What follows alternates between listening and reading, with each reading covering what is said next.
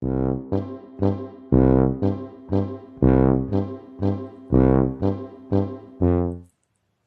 forgot to record. Thick! I failed week 3. And that's okay. I probably followed the challenge about 5 out of the 7 days that I did it. And no matter the reasonings, no matter the excuses, I tried. And to me, that's a success.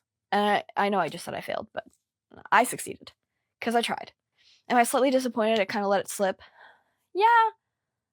But I did it 5 out of the 7 days. And that's more than 50% passing grade. I want to be an author. I want to be many things. And I know, and I have to pick and choose what I want to do. But being an author is one of the big things that I kind of actually want to do. And it's one of the ones that I feel pretty passionately about. And because of that, this week did actually sting a little. Because I didn't get through the full week. And the days I actually didn't work on it very long each day. It was like, I don't know, 15 to 30 minutes. Could have been longer. I don't even know if I got my doom scrolling down that much. And I was really sad about it before. But now I'm really not that sad about it anymore because it means that I tried and I did something out of my comfort zone. It was the weakest week out of the 3 weeks that I've so far been doing this. I started strong, Sunday through Tuesday. And going into this, I knew that this week was probably going to be the hardest week out of all of the weeks in this challenge. Because procrastinating writing is like a secret talent of mine. It's not a good talent. I'm not claiming that.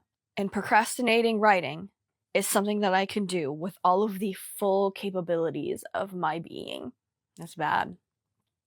Much to my chagrin. I'm aware of this flaw. And I am at its mercy.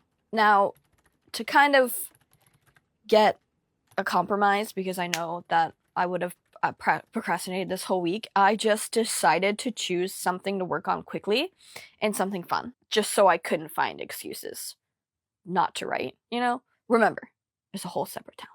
And I chose my short erotica to write. Yes, I did say erotica. And no, it's not the only thing that I'm writing, not the only thing that I'm working on. I write what I read. So, a lot of fantasy, romance, a little bit of mystery. And I actually kind of dabble in the horror. But fantasy and romance are my top 2 genres. I also really love manga, but sadly, I don't have such a godly talent, you know? Anyways. So I chose that. I was like, this is gonna be fun. This is something that won't take any pressure. It's a short novella, something that I'm working on. It's like a series of novellas. And I was like, yeah, fine. So I can't just like not do it, you know? And when doing it, I kind of chose just to bounce around the stories so that I could just write whatever I want in that moment and not to pressure myself to go straight through the story. Now, I can't guarantee that what I wrote wasn't just straight hot garbage. That's none of my business anymore. That's really just not any of my business anymore. And at this point, because I did that, I was kind of riding high, you know? Going up. And then Wednesday hit. Punched me in the face. Okay? Like I just insulted its entire family. Alright? Got home from work, was ready to go, ate dinner, and then the cramps hit. I have PCOS, so I get really bad, debilitating cramps. And this day, I kind of just laid in my bed and I doom scrolled. Bad, I know, but I had a heating pad, had my blanket, and it was like an hour. It was actually only just an hour, so that's not that bad. Then the next couple of days, I did little writing. I did some storyboarding, character development, you know, aka I was scrolling through Pinterest for pictures so that I can imagine the scenes better. Writing's writing, whether it's planning or writing. I don't make the rules. Actually, I do make the rules. That's why it's my stuff. Then Saturday rolled around. I realized I had so much footage from the previous weeks that it kind of was just like crushing me. Dusty? No, he's busy. I realized I had so much footage that I kind of started to panic from the previous weeks. I was thinking about how I needed to edit all of the footage for all of the posts that I needed to do. I was thinking about, oh, you still have to write today, and you could probably write extra so that you can make up for the days that you missed. It was crushing me. Crushing me. But I'm alive. I'm okay. I'm really sorry. And then I decided to take the weekend to try to catch up on the things that I could catch up on. And then I just kind of had to make a decision, you know?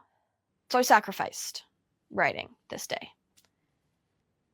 And although it kind of makes me feel like I did give up, I think that I might actually do another challenge in the future where I write maybe every day for 30 days. A punishment for not being able to do it for 7 days. I'm going to make it harder, you know?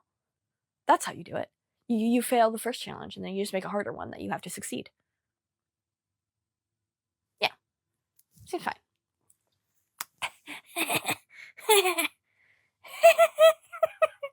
Yeah. That gives me courage. Bravery. It's so stupid, it might work. Okay, I'm really sorry.